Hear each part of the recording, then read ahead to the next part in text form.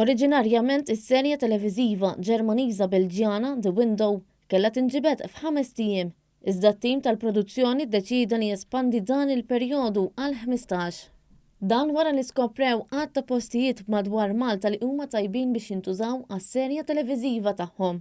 When we were preparing The Window, we were looking for a location within Europe that had an exotic flair, and we came to Malta, and yes, Malta just made it to the top of our lists, and we have been given great support from the Malta Film Commissions. We have found great locations, and we have a very great dedicated crew.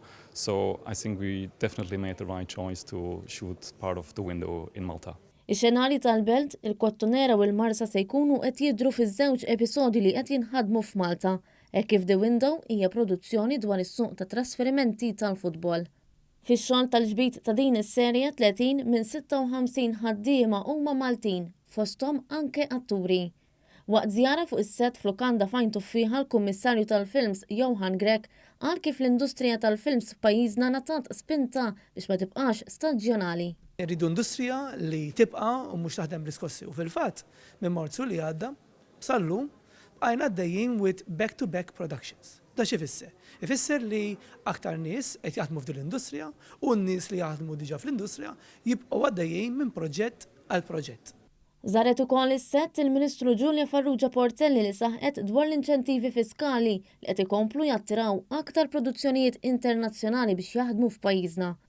Qalet li rridu nresqu aktar tfal biex jitħarġu ħalli għada pittada jaħdmu f'din l-industrija. U nixtieq nara ġenerazzjoni iżgħar ukoll li ninvestu fiha għaliex fl-aħħar mill-aħħar ħatmuha etern u rridu kontinwità illi iż-żgħażagħ jarawha bħala sfida sabiħa fl-arti illi jesploraw u jkollhom l-opportunità li jaħdmu fi produzzjonijiet oħra li ġejjin. Intant il-produttur tal-films qalilna li Malta se tibqa' f'moħħu għal proġetti futuri. Definitely yes. I mean, you're doing a lot and a lot of good and right things to attract projects and international projects and with high quality. So I think for us so far it has been a very, very positive experience.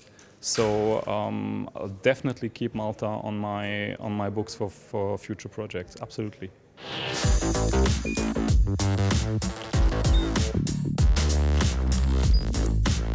Idħol fuq one.com.mt u hemmhekk tista' tara l-programmi kollha li jxandru fuq One permezz ta' One Play.